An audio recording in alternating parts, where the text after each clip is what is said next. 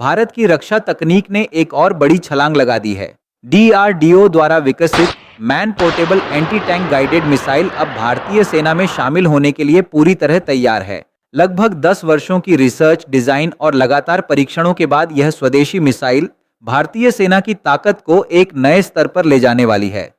अब तक भारतीय सेना फ्रेंच मिलान और रशियन कॉन्कर्स जैसी पुरानी wire guided anti tank missiles का इस्तेमाल करती थी।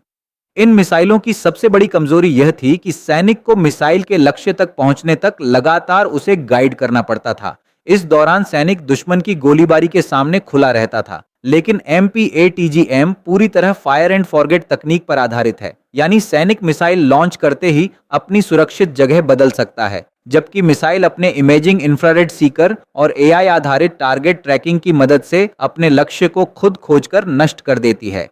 इस मिसाइल की शुरुआती मारक क्षमता 2.5 किलोमीटर थी, जिसे अब बढ़ाकर 4 किलोमीटर कर दिया गया है। यह दिन और रात दोनों समय ऑपरेशन करने में सक्षम है। इसकी सबसे खास बात है इसकी टॉप अटैक कैपेबिलिटी। यह सीधे टैंक के सामने हमला करने के बजाय ऊपर से हमला करती है, क्योंकि किसी भी आधुनिक टैंक का ऊपरी हिस्सा सबसे कम सुरक्षित होता है। इसके अलावा इसमें टैंडम हीट वॉरहेड लगाया गया है, जो पहले टैंक के एक्सप्लोसिव रिएक्टिव आर्मर को निष्क्रिय करता है और फिर मुख्य स्टील आर्मर को भेद कर टैंक को पूरी तरह नष्ट कर देता है।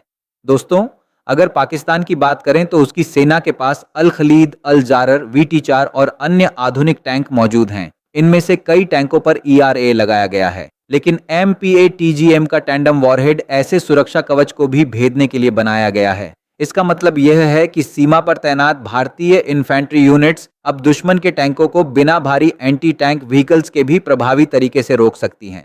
वहीं चीन के संदर्भ में देखें तो टाइप 96 और टाइप 99 जैसे आधुनिक मेन बैटल टैंक्स उसकी सबसे बड़ी ताकत माने जाते हैं। हालांकि किसी भी आधुनिक टैंक की सुरक्षा उसकी छत यानी टॉप आर्मर पर अपेक्षाकृत कम होती है। MPATGM की टॉप अटैक क्षमता इसी कमजोर हिस्से को निशाना बनाती है।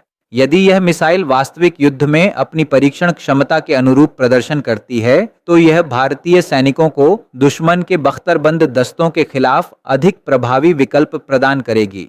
इस मिसाइल को विकसित करने में DRDO, Bharat dynamics limited, Bharat electronics limited और टॉनबो इमेजिंग जैसी भारतीय कंपनियों ने मिलकर काम किया है। इसके सफल परीक्षणों में स्थिर और चलते हुए दोनों प्रकार के टैंकों को निशाना बनाया गया है। वर्ष 2026 में इसने चलते हुए लक्ष्य पर सफल टॉप अटैक करके अपनी क्षमता साबित की। सबसे बड़ी बात यह है कि अब भारत को एंटी टैंक मिसाइल्स के लिए विदेशी देशों पर पहले जितनी निर्भरता नहीं रहेगी।